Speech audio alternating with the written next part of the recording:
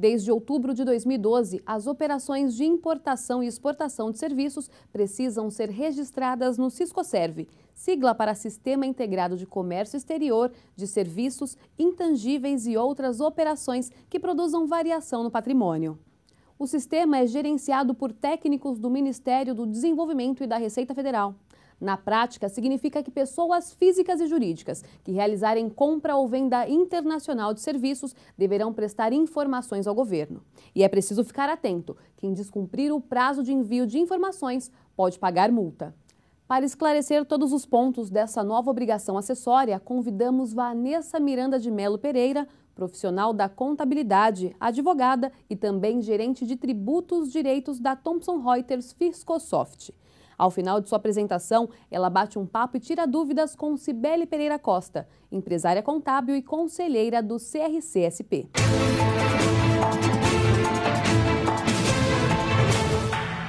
Olá!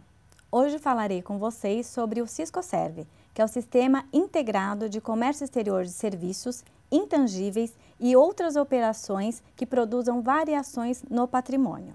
Conceito. O que é, então, o Siscoserv?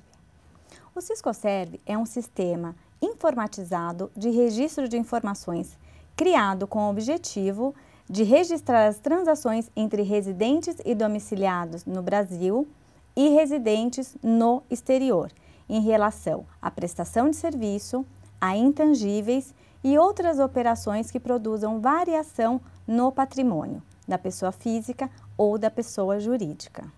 O objetivo do governo, ao instituir o Siscoserv, é ter maiores informações em relação à prestação de serviço importada ou exportada e também intangíveis e outras operações de variação no patrimônio das pessoas físicas e jurídicas.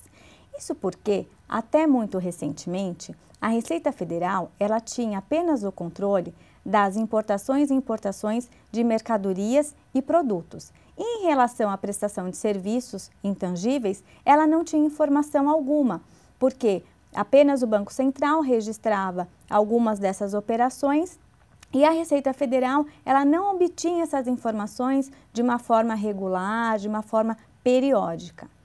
Sem essas informações, a Receita Federal e o governo como um todo não consegue planejar, projetar programas de incentivo ao comércio exterior, como é feito em relação à importação e exportação de mercadorias. Em relação às mercadorias, o governo, como ele tem total controle dessas operações, eles conseguem verificar quais produtos estão sendo muito exportados e pode incentivá-los com redução de alíquota, por exemplo, e quais os produtos estão sendo muito importados. E aí eles também podem aumentar alíquotas buscando a baixa na importação, né? Então, são relações de comércio exterior. Para serviços, como isso nunca foi controlado, como eles não tinham essas informações, sentiu-se a necessidade de instituir um sistema para o registro dessas informações. E foi daí que surgiu o Siscoserv. Também o Siscoserv, ele busca adequar as políticas do Brasil às políticas externas, às políticas internacionais. E também dá uma maior visão para a Receita Federal a fim de fiscalizar e cobrar, porque todos sabemos que quando há alguma importação ou exportação de serviços, existem alguns tributos que incidem sobre essas operações. E por meio do Siscoserv, apesar de nele não conter as informações dos tributos, e sim só a informação da operação, a Receita Federal ela vai conseguir visualizar se aquela informação prestada, aquela operação informada no Siscoserv, ela foi tributada ou não, por meio depois de um cruzamento de informações, né? As pessoas físicas e as jurídicas, elas entregam uma série de obrigações acessórias para a Receita Federal, tais como a DCTF, temos ainda a DIPJ, que vai ser substituída pela EFD e RPJ, nós temos também a EFD Contribuições, que envolve as informações de PIS e COFINS.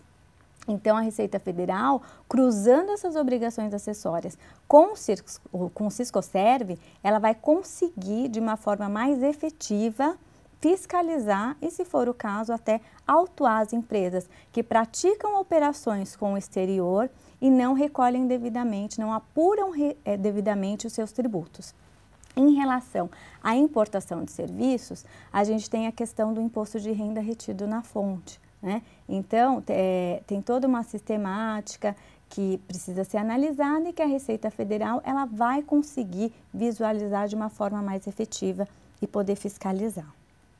E quem deve apresentar? Né? Eu já citei que são pessoas físicas e pessoas jurídicas, então agora eu vou especificar quem é que deve apresentar o Siscoserv. Primeiro ponto, é toda pessoa física ou jurídica residente ou domiciliada no Brasil. Então, a primeira condição é ela estar no Brasil como residente ou domiciliada. Aí, se ela tiver essa primeira condição, a gente tem que ver, ela importou algum serviço? Ela prestou algum serviço para o exterior? Ela fez alguma operação com intangível, que é a cessão de direitos, né? Temos também contratos de arrendamento mercantil.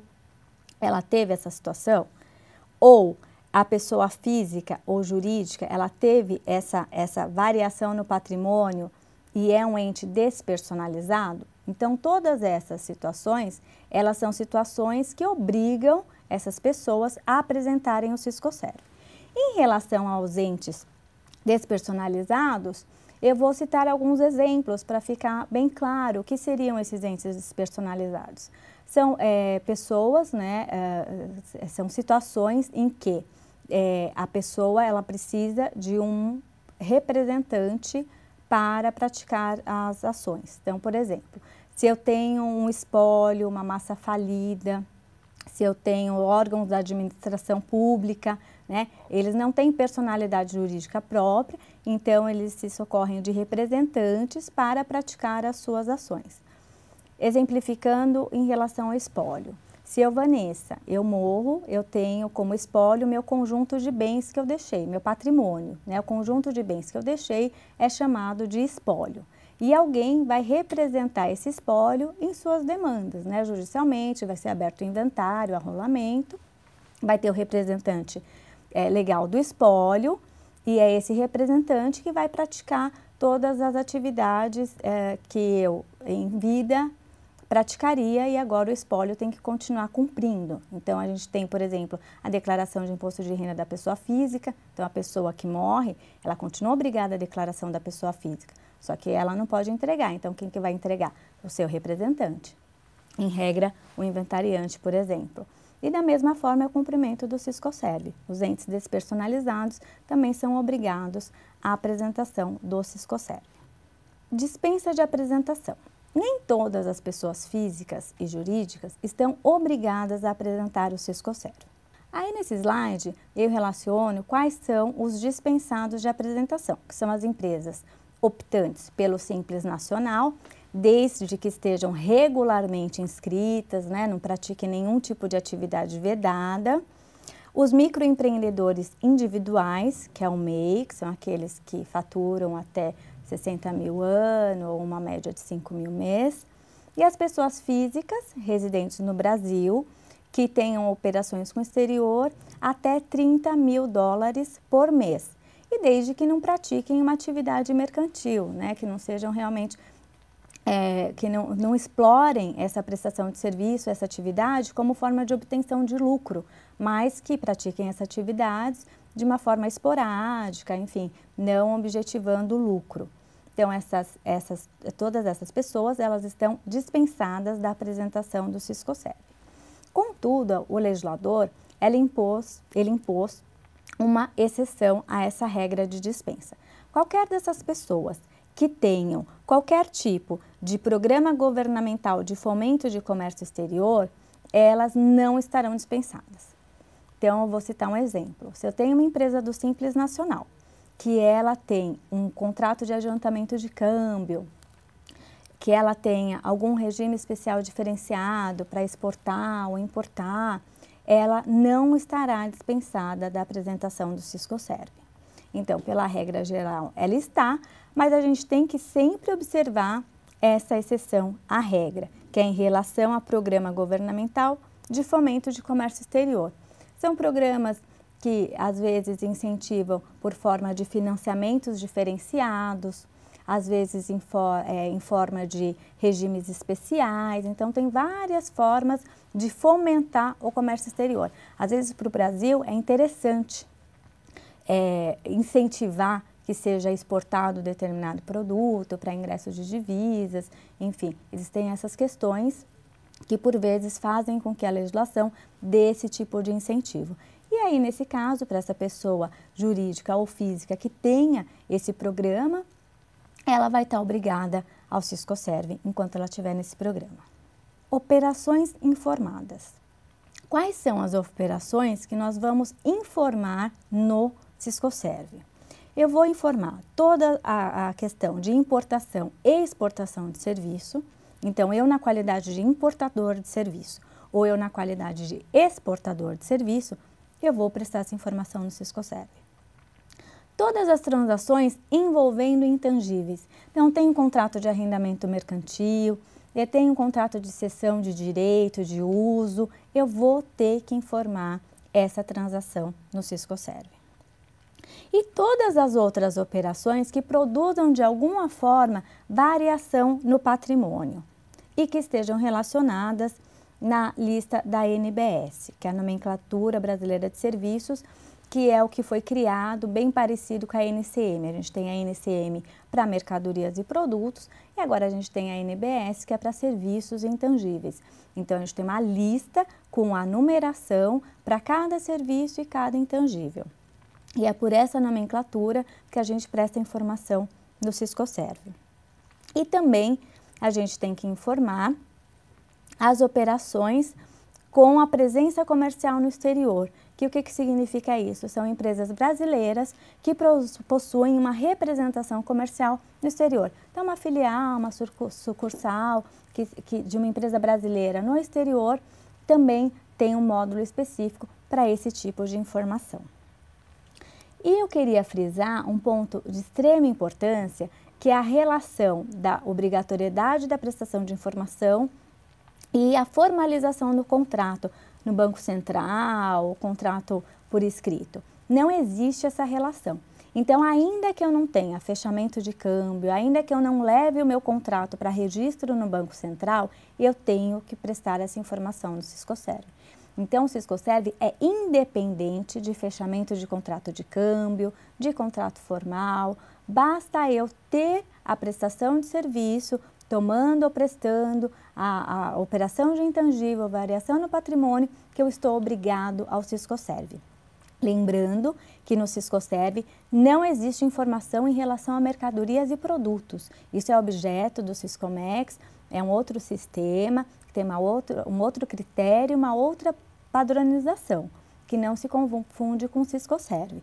Então, tudo que não for comércio de mercadorias ou produtos, entra no Siscoserv. Módulos. Nós temos dois módulos no Siscoserv, o módulo venda e o módulo aquisição. O que eu vou registrar no módulo venda? O módulo venda, ele é destinado à minha exportação de serviço. Então, toda vez que eu vendo o serviço, eu vou registrar essa operação no módulo venda. Então, tem lá o registro de venda de serviço, que é o RVS.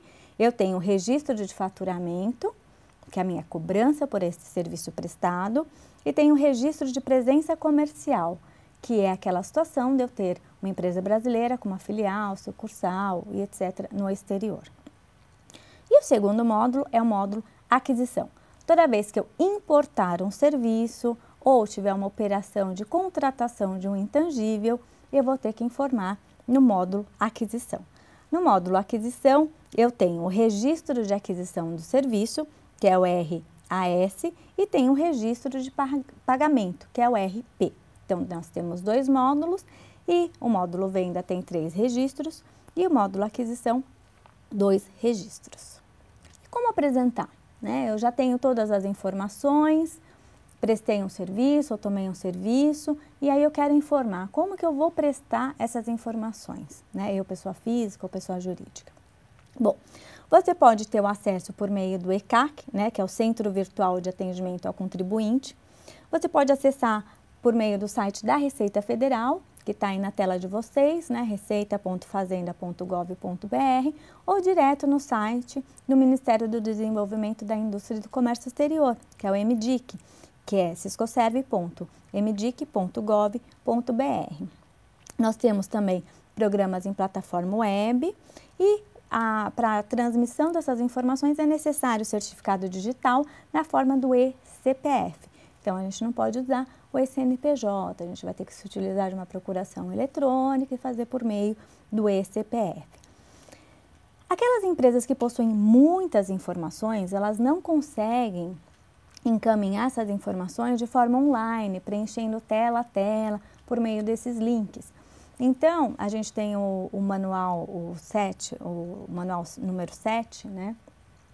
A 7ª versão do manual do Ciscoserve, ele traz lá a informação da entrega por meio de lotes, né? Então, você pode verificar junto ao seu software, ao seu fornecedor de tecnologia da sua empresa, como que você pode agrupar as suas informações para mandá-las todas de uma vez só para o Ciscoserve. Então, existem empresas que possuem volumes altíssimos de operações e que fica inviável a imputação uma a uma. Então, para isso tem essa remessa por lotes, que por meio de um sistema você consegue agrupar em formato de XML, enfim, tem as definições no manual, que você consegue informar de uma vez só várias operações. Início das informações. O Ciscoserve, ele foi instituído em 2012 e aí lançou-se um cronograma de apresentação. Então, primeiro criou-se aquela lista de NBS, que relaciona todos os serviços intangíveis e a sua classificação, né, na NBS. E por meio dessa classificação, por meio dos capítulos, né, cada capítulo abrange um tipo de serviço intangível, criou-se o cronograma de início de informações. Então, não é o cronograma para a entrega, e sim a partir do qual aquelas operações vão ser informadas. Então, tudo começou com construção civil, serviços postais e serviços de manutenção. Então, todas as operações praticadas a partir de agosto de 2012, que estejam relacionadas com construção, que é o capítulo 1, serviços postais, que é o capítulo 7, isso da NBS, e manutenção, que é o capítulo 20, elas devem ser informadas no Ciscoserve. E isso foi indo gradativamente até que o último serviço que vai ser incluído nessa prestação de informações é o serviço de eletricidade, que é o capítulo 8, telecomunicações, capítulo 17, capítulo 19, 22, 23 e 24, né? Finalizando com essa questão ambiental, de serviços ambientais. Então, a partir de outubro de 2013, todo tipo de serviço e de intangível já está sujeito a ser incluído no Ciscoserve. Então, se eu tenho uma empresa, por exemplo, que ela tem vários tipos de serviço, ela importa vários tipos de serviço, de construção civil, serviços postais, ambientais, ela vai ter, em relação a cada serviço, esse cronograma para apresentá-lo dentro do Ciscoserve. E o prazo de entrega? Já falei bem do cronograma, que foi de acordo com os tipos de serviços ou intangíveis, foi entrando de forma gradativa. E em relação ao prazo de entrega, a Receita Federal, ela estabeleceu que, em relação a essas primeiras informações, as empresas e as pessoas físicas, elas teriam o prazo até o 6º mês subsequente à realização da operação para apresentar aquela operação no Ciscoserve. Então, aquela empresa que teve algum tipo de operação de construção civil em agosto de 2012, ela entregou pela primeira vez o Ciscoserve no mês de fevereiro de 2013. Foi a primeira vez que ela prestou essa informação. Esse lapso temporal, ele se deu para as empresas se adaptarem, porque foi tudo muito novo, até as empresas se adaptarem no que era a NBS, como classificar, e até para tomar conhecimento né? Muitas empresas e pessoas físicas, elas demoraram para conhecer o que é o Siscoserv e para compreender que elas estavam também obrigadas a essa obrigação. Então, houve essa dilação do prazo exatamente para que as empresas se adaptassem a essa nova obrigação acessória e as pessoas físicas também. Então, até 31/12/2013, o prazo vai ser 6º mês subsequente à realização da operação. Então, em relação àqueles serviços ambientais que eu falei, que estão ingressando no Siscoserv agora, em outubro, ele vai ter 6 meses para prestar essa informação dessa operação de outubro no Siscoserv. Durante o ano de 2014, aí o prazo é outro, vai ser a partir do 3º mês subsequente à realização da operação. Em relação a 2015, aí entra na regra geral, que é a regra que está na legislação, que é a partir do mês subsequente à realização da operação. A regra geral, ela só vai começar a ter vigência a partir de 2015. Todos esses prazos que eu mencionei, 6º mês ou 3º mês, são exceções à regra. A regra é o mês subsequente. E nós temos para 2013 e para 2014, nós temos essas exceções. Penalidades. Sempre que a gente tem uma obrigação, a gente precisa entender o que vai ser aplicado caso eu não consiga cumprir com essa obrigação. Por vezes, a gente não cumpre a obrigação por falta da informação completa para poder prestar a declaração, e aí é bom ficar claro quais são as penalidades no caso de não apresentação ou até apresentação com algum erro, alguma inexatidão ou omissão. No caso de entrega fora do prazo, que é esse extemporâneo, né? Extemporâneo é fora do prazo. Então, eu tinha um prazo para entregar e não cumpri, não entreguei. O que vai acontecer comigo? Se eu for do lucro presumido ou uma empresa do Simples Nacional, eu vou ter uma multa de R$ 500 por mês de atraso. Ou fração. Esse ou fração significa que, ainda que eu mande 15 dias com 10 dias de atraso ou 1 dia de atraso, eu vou ter os 500. Então, é por mês ou fração de mês. Se eu for do lucro real, minha multa é de R$ 1.500. Se eu for pessoa física, minha multa é de R$ 100. Lembrando que, se eu apresentar fora do prazo, mas de forma espontânea, antes de qualquer procedimento fiscal, eu tenho uma redução de 50% no valor dessas multas. Agora, se eu não apresentar, né, e eu for intimado pela Receita Federal para prestar algum tipo de informação e não atendê-la no prazo, então eu vou ter uma multa de R$ 500. Isso para todo mundo, pessoa física ou pessoa jurídica. E se eu apresentar a obrigação, apresentar o Siscoserv, mas omitir alguma operação ou declarar uma operação de forma inexata ou incompleta? Se eu for uma pessoa jurídica, eu vou ter uma multa de 3% sobre o valor da transação, omitida, inexata ou incompleta. E se eu for uma pessoa física, eu vou ter uma multa de 1,5% não inferior a R$ 50. Então, fica muito claro aqui, depois de todas essas informações, que a abrangência do Siscoserv, ela é muito ampla. Ela pega muitas empresas, praticamente a totalidade delas, porque hoje em dia, qual empresa que não tem um download de um software, né, que não tem um contrato internacional nessa época de globalização? Então, as empresas elas têm que ficar muito atentas. Em relação à pessoa física, aí o quadro já fica um pouco diferente, porque existe essa limitação em relação ao valor. Então, $30 mil por mês é um valor razoável, então aquelas pequenas viagens acabam ficando fora dessa obrigatoriedade. Mas é algo também que deve ser observado e nunca deixado de lado. São essas as informações que eu precisaria passar sobre Siscoserv. Muito obrigada.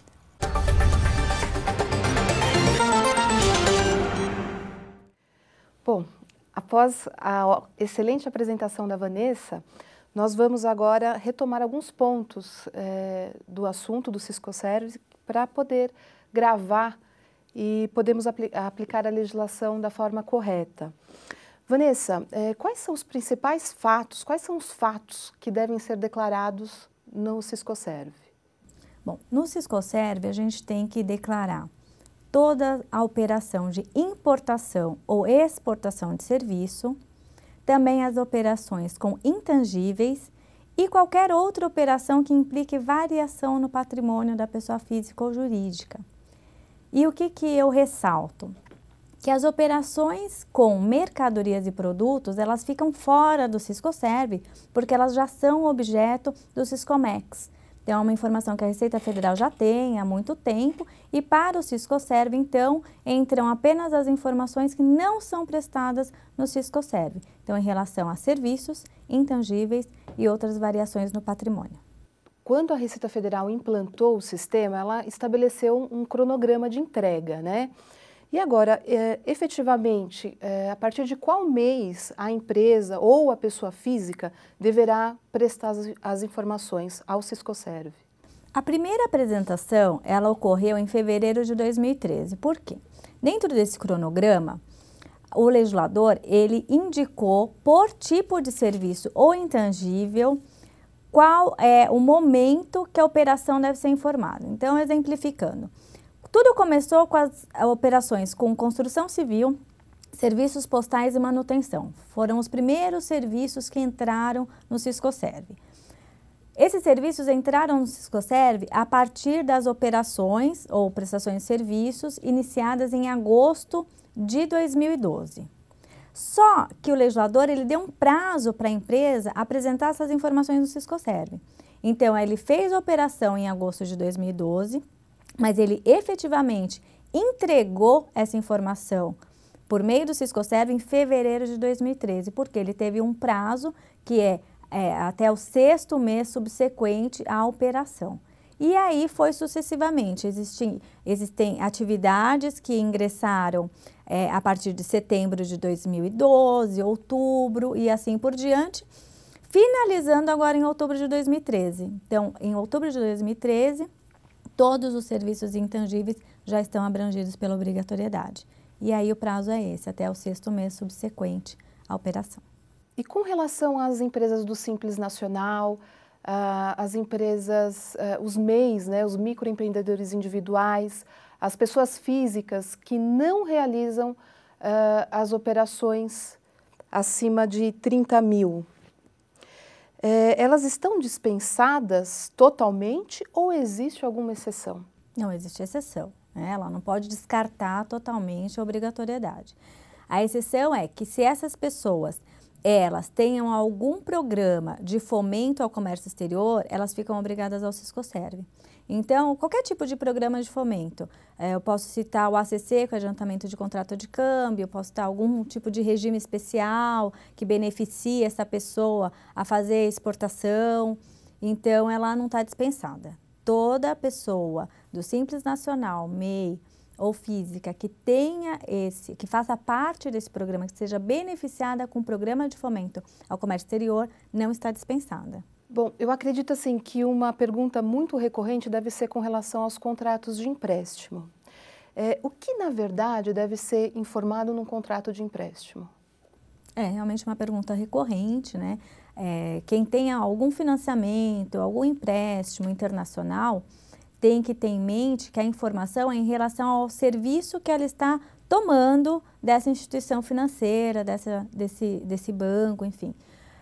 Então, o que ela vai informar, na verdade, no Siscoserv? As taxas que são cobradas para ela obter o financiamento ou o empréstimo em questão. Então, ela tem que analisar o contrato, não é o valor efetivo do financiamento ou do empréstimo que vai estar lá no Siscoserv, e sim aquela prestação de serviço que ela está importando com a instituição financeira. Então, são as taxas que os bancos cobram pelos serviços que eles prestam.